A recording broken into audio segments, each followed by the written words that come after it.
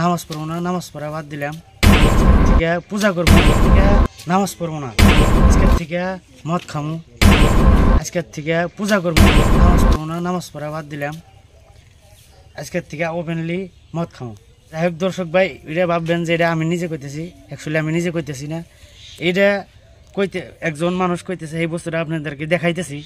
তবে এইরকম একজন সমাজের মাঝখান থেকে এইরকম একজন ব্যক্তি এইভাবে মানে ওপেনলি সোশ্যাল মিডিয়ায় ভাইরাল করে এইরকম বলে মদ খামু বা নামাজ পড়বো না, পূজা করবো, একটা কথা আমি বলি যে সে জায়গায় কি সমাজ ব্যবস্থা নাই নাকি, যে এইরকম শুকর আলীর মতো মানুষ একজন আজকে এইরকম সোশ্যাল মিডিয়ায় ওর মনের ইচ্ছা মতো যা বলতেছে তাই করতেছে।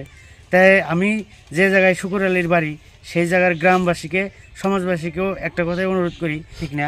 তবে এই বক্তব্যটা আপনারা শুনেন, দেখেন শুকর আলী কি কইছে। খাম পূজা যোৱা নাই, টাইমত কাৰণে মই পূজাত যোৱা নাই। কালি সৰস্বতী পূজা আছে, মই পূজা কৰিম কৈছো নহয়, মই নামাজ বাদ দিলো। উপায় নাই, মদ খাম, আপোনালোকে ফেচ টু ফেচ দেখুৱাম। আমি এইটো ঢালি আছো, বঢ়িয়া বঢ়িয়া। খাম পূজা যোৱা নাই, টাইমত কাৰণে মই পূজাত যোৱা নাই। কালি সৰস্বতী পূজা আছে, মই পূজা কৰিম কৈছো নহয়, মই নামাজ বাদ দিলো। মদ খাম, খাই আছো, উপায় নাই।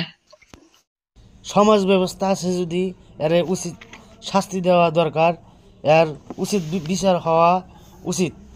এর সমাজবাসীকে অনুরোধ করি আর বিচার করেন, আপনারা এর উচিত বিচার করেন।